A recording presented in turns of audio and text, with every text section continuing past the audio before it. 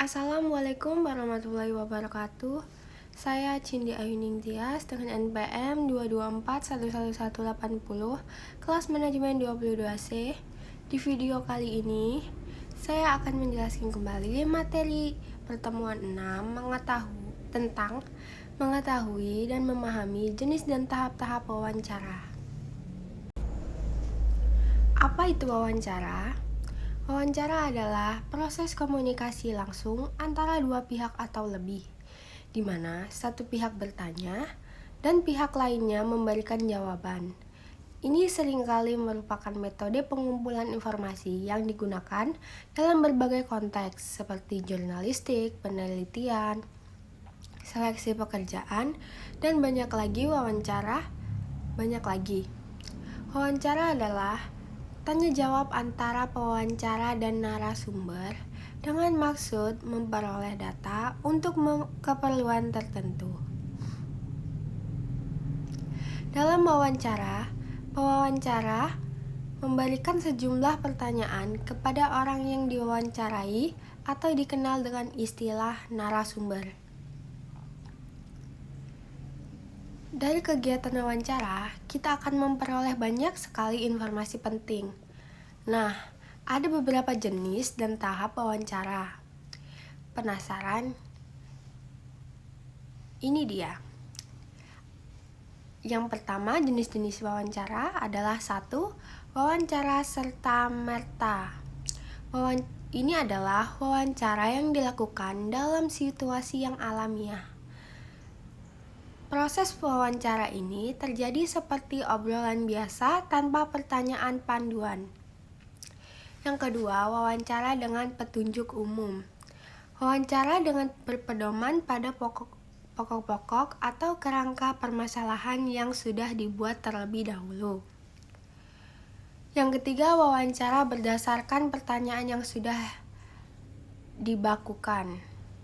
Nah, wawancara ini dilakukan dengan cara pewawancara mengajukan pertanyaan berdasarkan daftar pertanyaan yang sudah disiapkan atau dibakukan.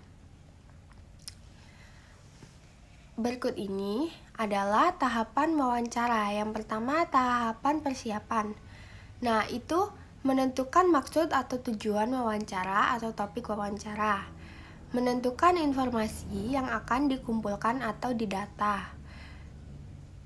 Selanjutnya, menentukan dan menghubungi narasumber. Nah, tahapan yang kedua adalah tahap pelaksanaan. Itu meliputi mengucapkan salam, memperkenalkan diri, mengutarakan maksud dan tujuan pewawancara, dan menyampaikan pertanyaan dengan teratur.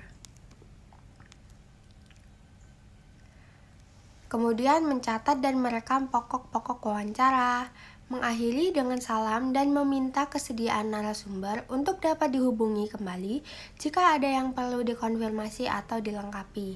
Yang ketiga, tahap penyusunan hasil wawancara. Memperhatikan kaidah penulisan laporan meliputi ejaan dan tanda baca. Hindari mencampuri hasil jawaban wawancara dengan pendapat sendiri. Nah, kemudian hal-hal apa yang harus dihindari ketika kita wawancara? Yang pertama, menyampaikan pertanyaan yang sudah umum atau sudah pasti ada jawabannya dan sudah dijawab sebelumnya. Yang kedua, menanyakan pertanyaan yang inti jawabannya sama dengan pertanyaan sebelumnya. Selanjutnya, meminta narasumber untuk mengulang-ulang jawabannya. Selanjutnya, memotong pembicaraan narasumber dan bersikap lebih pandai dari narasumber. Apa sih tujuan dan fungsi wawancara itu sendiri? Tujuan wawancara adalah 1. Memberikan informasi secara langsung guna menjelaskan suatu hal atau situasi dan kondisi tertentu. 2. Memperoleh data agar dapat mempengaruhi situasi atau orang tertentu. Yang ketiga, melengkapi suatu penyelidikan ilmiah. Nah, fungsi wawancara itu sendiri adalah guna mendapat informasi maupun data secara akurat, mendalam, objektif, sekaligus menjadi pelengkap informasi awal wawancara. Nah, selain itu, wawancara juga memungkinkan munculnya perspektif baru dari seorang yang diangkat. Nah, wawancara itu juga mempunyai kelebihan dan kekurangan. Apa saja sih? Yang pertama, kelebihannya yaitu termasuk instrumen atau teknik terbaik untuk mendapatkan data pribadi dan tidak terbatas pada tingkat pendidikan atau pekerjaan tertentu.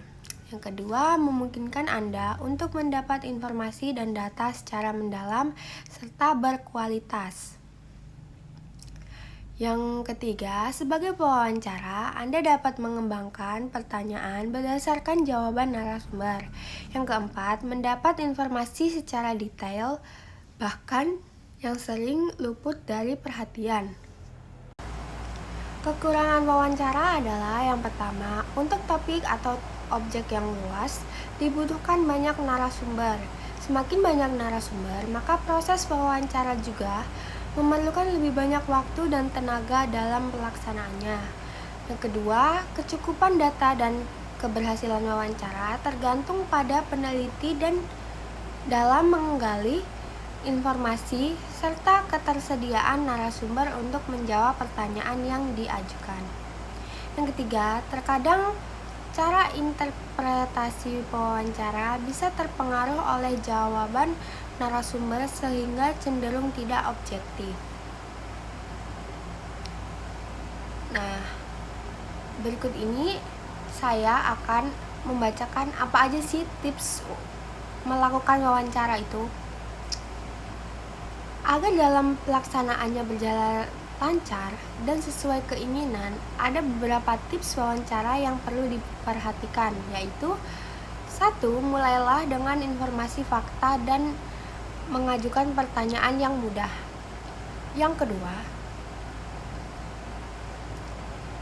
pastikan sudah mengetahui informasi dasar mengenai narasumber, seperti identitasnya secara umum.